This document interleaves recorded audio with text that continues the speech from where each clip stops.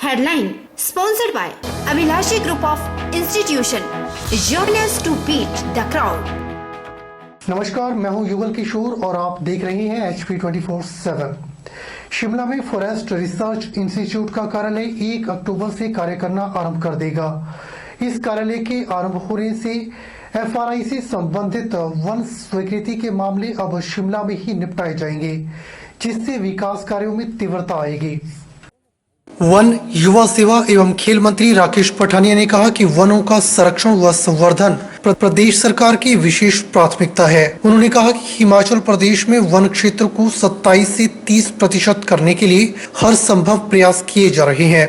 प्रदेश में वनों का घनत्व बढ़ने से प्रदेश के प्राकृतिक संसाधनों के संरक्षण में विशेष सहायता मिलेगी। उन्होंने कहा कि इस वित्त वर्ष के दौरान करसोग वन मंडल में 2 करोड़ 62 लाख रुपए की विभिन्न योजनाएं प्रगति पर हैं। करसोग के 98.5% वन क्षेत्र में 90,000 पौधों का रोपण किया गया। मंडी वृत्त में 1298 हेक्टेयर और करसोग में 188 हेक्टेयर क्षेत्र में पौधारोपण किया गया।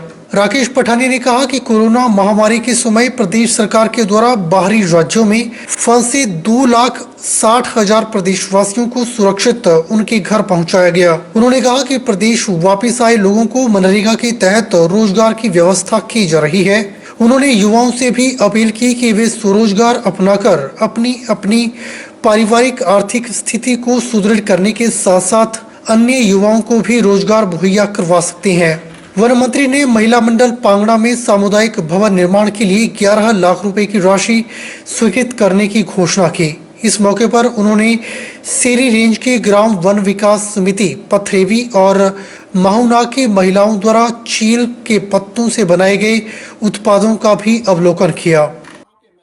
जो मांगे रखी है, जो ग्राउंड की मांग रखी है, जो खूह की मांग रखी है, जो आपने डिमांड रखी है, मैं और हिराल जी मैं यही इनके पास रुकूंगा। इनको बैठ के मैं आपको विश्वास दिलाता हूँ, मैं यहाँ से खाली जाने वाला नहीं हूँ। ठीक ठाक धनराशि यहाँ पे देके जाऊंगा। और जो ग्राउंड की बात की है, उस ग्राउंड के लिए भी ठीक पैसे देके जाएंगे। मैंने विभाग के सारे अधिकारी यहाँ पे बुलाए हुए हैं और जो हमारा महिला मंडल यहाँ बैठा हुआ उसको एक सामुदायिक भवन जो चाहिए उसके लिए मैं 11 लाख रुपए की घोषणा कर रहा हूँ कि उनको सामुदायिक भवन उसमें देंगे।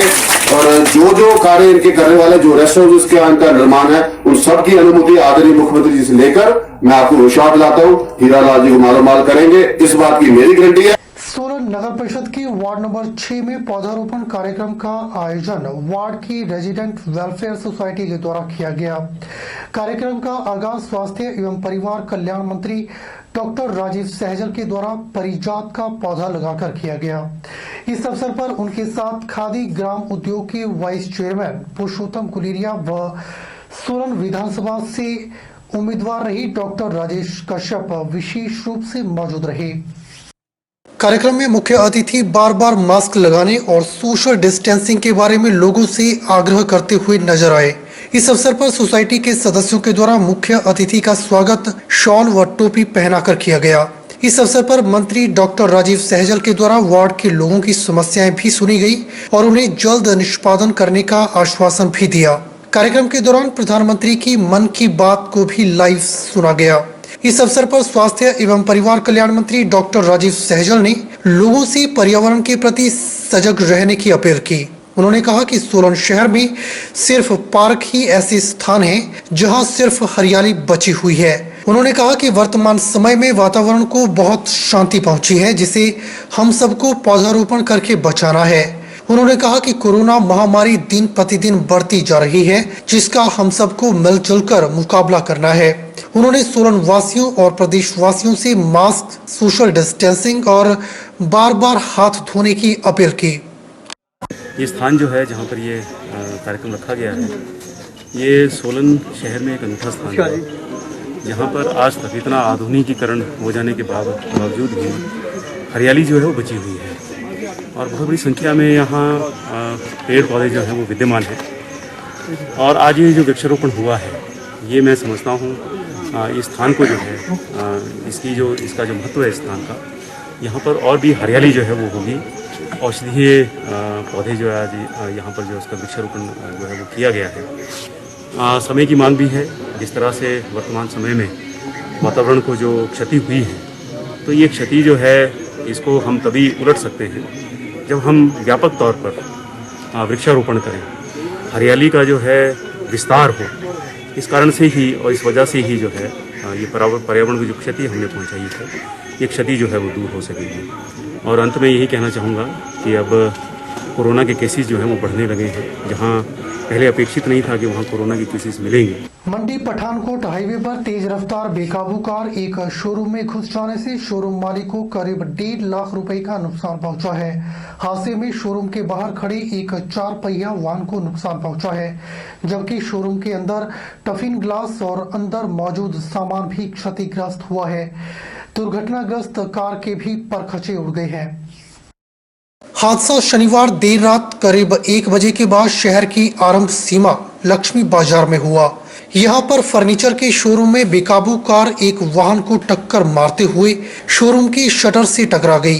कार की तेज रफ्तार होने के कारण दुकान के बाहर लगा शटर टूट गया, जिस कारण शोरूम के अंदर शीशे की ग्लेजिंग चकनाचूर हो गई। राहत की बात यह रही कि दुकान के अंदर या बाहर कोई भी मौजूद नहीं था, अन्यथा यह हादसा जानलेवा भी साबित हो सकता था। फर्नीचर शोरूम के मालिक विकास सूद ने अनुमानित 1.5 लाख रुपए के नुकसान का दावा किया है। हादसे की सूचना देर रात ही पुलिस को मिलने के बाद पुलिस की टीम ने घटना स्थल का निरीक्षण किया।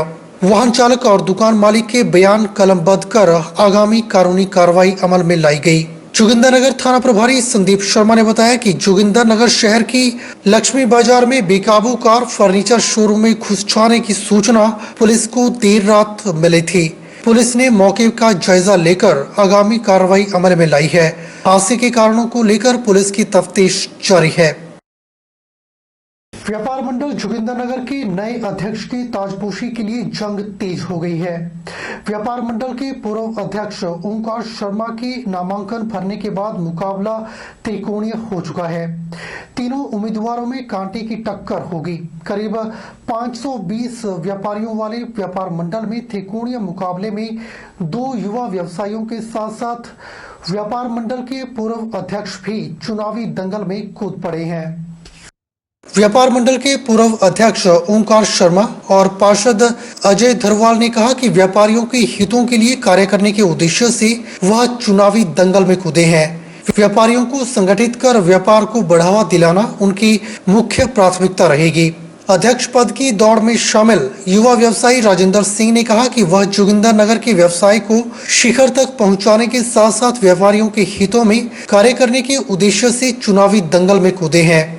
व्यापार मंडल के नए अध्यक्ष पद के लिए अब 3 उम्मीदवार शामिल होते ही त्रिकोणीय मुकाबले के साथ चुनाव बेहद रोचक हो चुके हैं। 31 अगस्त को दोपहर 3 बजे तक नामांकन वापस लेने का समय निर्धारित किया गया है।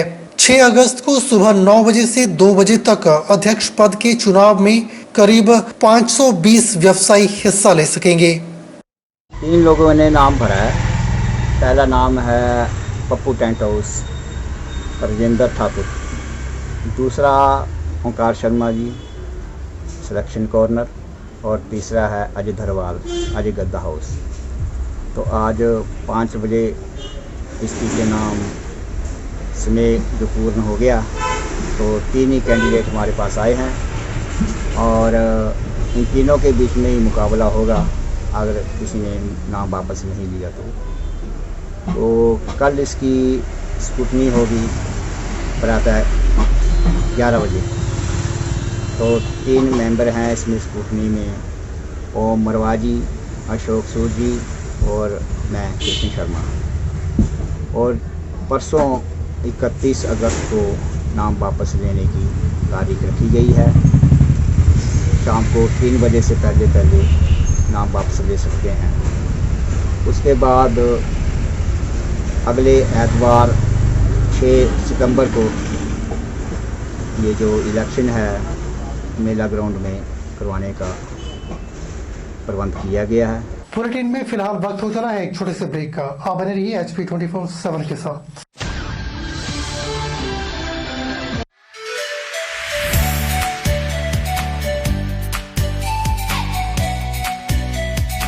Abhilashi Group of Institution, where you can get admission in 2020 and 21 for BTech in Civil, Mechanical, Electrical and Computer Science Engineering, Diploma in Civil, Mechanical and Electrical Engineering, B Pharmacy, B.Ed, D.Led, MSc, Physics, Chemistry, Botany, A&M, GNM, BSc Nursing and Post Basic BSc Nursing courses. For detailed inquiry, please contact Abhilashi Group of Institutions near Chowk, Tehsil Bald District Mandi, Himachal Pradesh.